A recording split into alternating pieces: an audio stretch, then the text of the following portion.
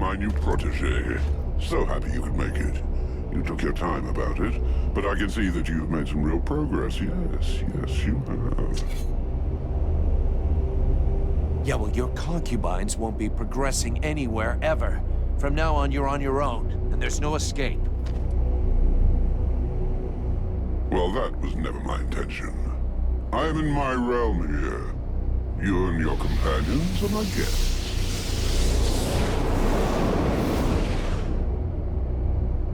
Oh, it seems that you too have lost some friends along the way. How very sad.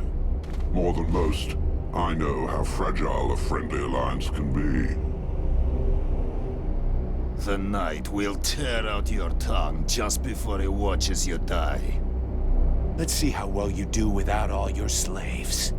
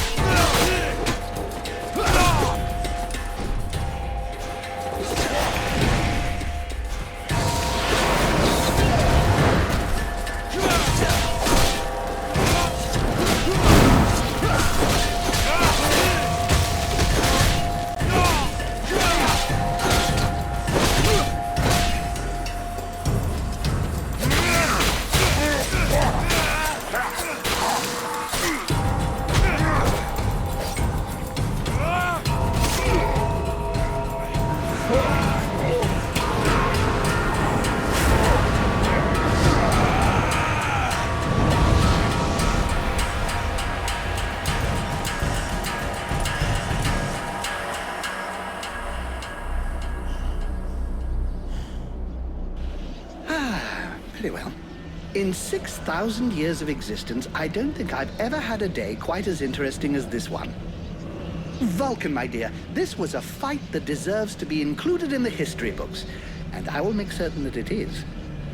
You may count on me to tell future generations about your exploits, if there is a future, that is. But that, of course, will depend on you. I guess that's what we're all fighting for. But I'm not finished yet. Clearly. And that is precisely why we are here. Each Ice Lord possesses the means to gain access to the World Heart from his or her own palace. It would doubtless be prudent to borrow this one before the other Ice Lords have time to react. I would have loved to accompany you, but I fear your destiny is to continue alone. The World Heart obeys neither the same rules nor the same magic as does the rest of Vertial. What you find there will be exactly what you bring. You mean I'm going to end up confronted by myself? I hope for your sake it does not turn out to be a confrontation, but it is highly probable that what you find there will be familiar to you. We'll see.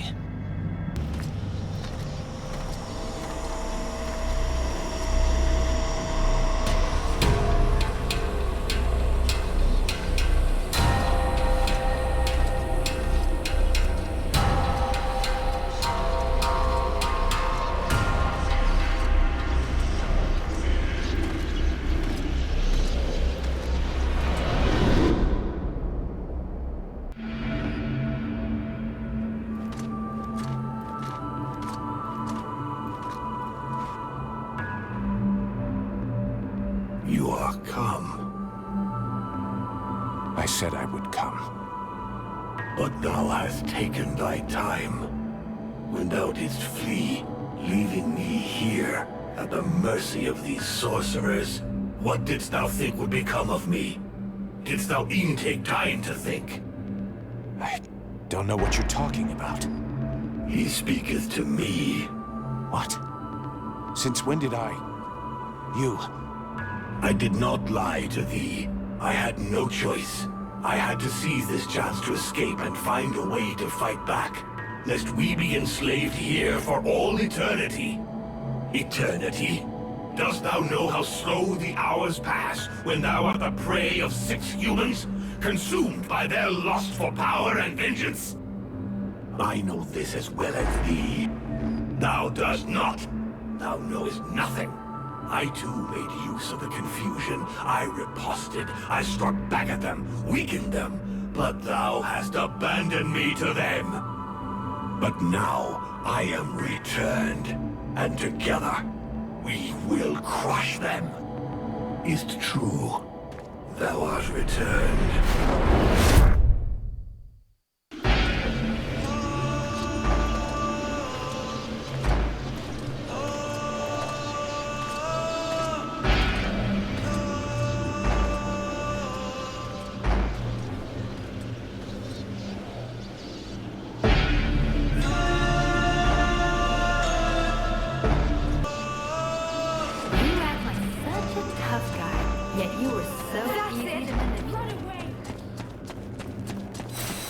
The company could have been yours, but you prefer to take it by force. Condemn the fleets of I must thank you. Without your weakness and crass stupidity, I would...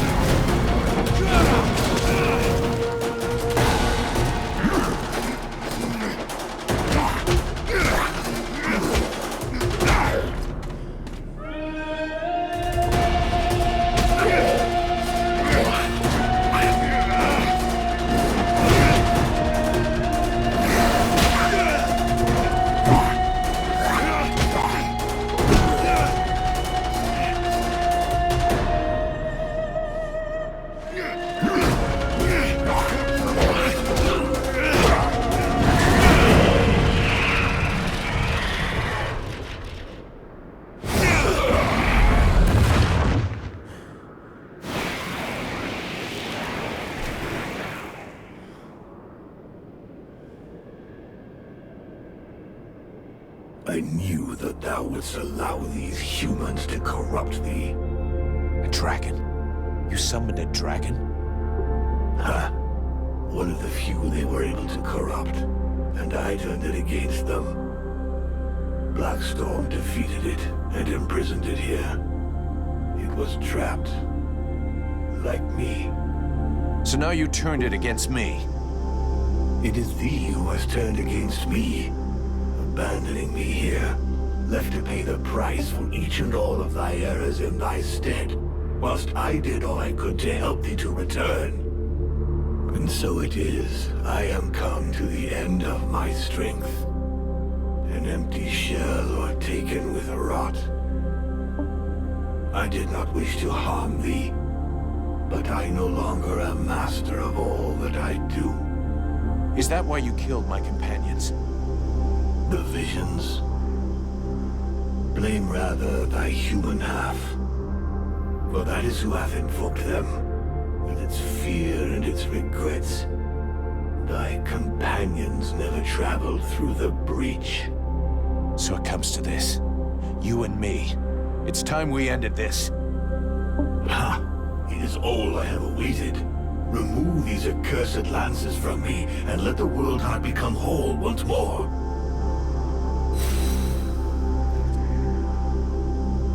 The flame will burn bright anew, and the necromancers will be the first into the fire.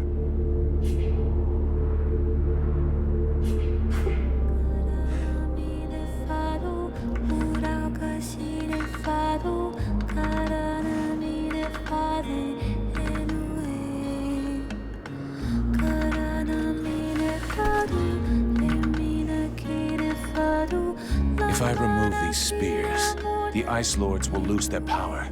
But what will happen to Vertiel? Thy world is weary, all but extinguished. Nothing remains to be saved. It must be cleansed. But inside me is all the power I need to regenerate my world.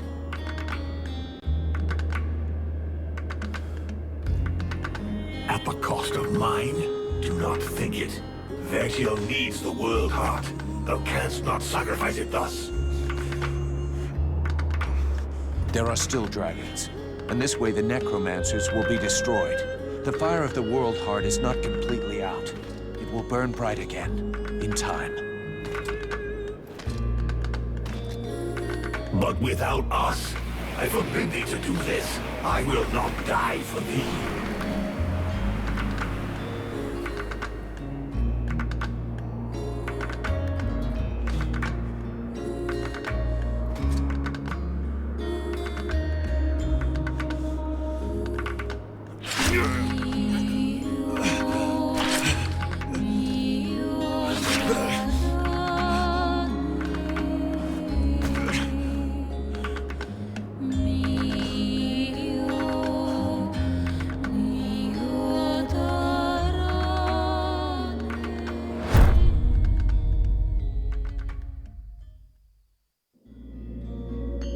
And so ends the tragic, though nonetheless heroic tale of Vulcan Half-Demon. I confess I may have romanticized some aspects of the story, though in my defense, I shall always have something of a soft spot for our dear Vulcan. By releasing the World Heart's energy to the surface, he sacrificed himself in order to heal Vertiel and bring an end to the long winter. Ill-prepared for such a powerful energy surge, the Ice Lords were instantly reduced to cinders. I can tell you, no tears were shed at that funeral. Of course, it was only a few centuries before other would-be mages attempted to follow in their footsteps, though what wonderful centuries they were. With Captain Buffalo leading them, the Freeborn Blades legend grew, and they flourished for a time. Sadly, the legend of Buffalo's immortality proved less than accurate, and after 27 battle wounds and another 40 or so years, he eventually died in his bed, to the great sadness of the 3 charming young women who were sharing it with him at the time. Edwin's corpse was mutilated and burned by the command of King Relmar. Such a waste. I remember being quite disappointed at his decision, as I had hoped I might be able to inhabit her body. It had been an absolute age since I was last inside a woman. To no one's great surprise, Relmar proved to be a formidable monarch. Strong, just, and loved by all. He returned a sense of pride to the elves that the war had stolen from them. He often spoke of how much he missed his outlaw years while being forced to sit through long meetings and dealing with political wranglings. But he was greatly helped by the knowledge and wisdom he gleaned from Arundil's Soul Stone, and he went on to found his own dynasty. The Red Scribes... really, don't get me started on those imbeciles. Nonetheless, it would be uncouth of me not to mention how heartbroken young Sybil was by Vulcan's death. Proud to have fought alongside such a courageous companion, the beautiful young scribe lifted her head high and transformed her grief into purpose. She quickly gained the respect of her peers and was elected chief scribe shortly afterwards when Liestas died quite suddenly. Apparently, the fool succumbed after having imbibed a large quantity of a somewhat questionable nectar that he and his doctor had invented. And as for myself, well, my goodness, I fear that is an extremely long story, and you would quite literally die of boredom before I finished the telling of it. But you see, that's what I like so much about mortals. Their stories last just about the right amount of time, give or take a few decades, and then they're done. And then they come around again. One thing is certain, I have all the time in the world, so who knows? I may get to tell you other tales, if you live long enough. Toodle-pip.